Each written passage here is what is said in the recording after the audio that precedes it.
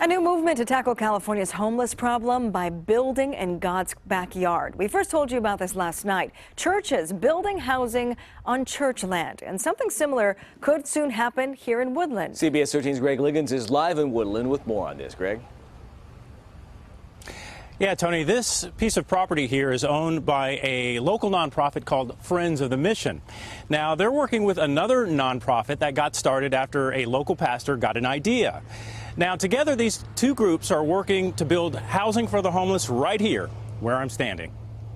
People of faith, and churches specifically, are beginning to tackle homelessness in a more tangible way. It is at the very heart of what Jesus called us to do and what Old Testament prophets called us to do. Pastor Larry Love says about 4 years ago, he told his congregation he wanted to do something. Soon after, this group was born.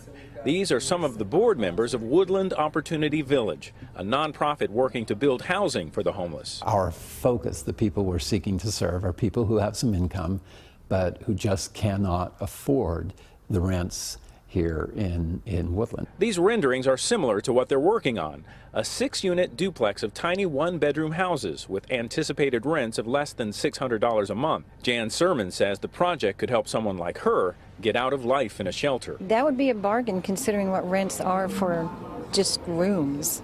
So that would be affordable, I think, for most people that have even a small income. The proposed site is at the corner of Freeman Street and Kentucky, but final plans for the project have not been submitted to the city. Though technically the groups involved are nonprofits, the genesis of the idea started within the walls of this church, and it now appears more of the faithful believe they can help provide practical solutions to a growing problem. I just think maybe more and more of us are waking up to the reality that we can be a part of this. I think it's a good first step.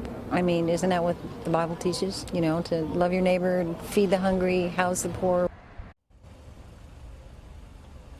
Now, before they can officially break ground here, of course, plans have to be submitted and approved, and also they need to raise about $1.2 million. Now, Pastor Love, he's very optimistic. He is a man of faith. He thinks they can pull off this entire project within about a year. Back to you.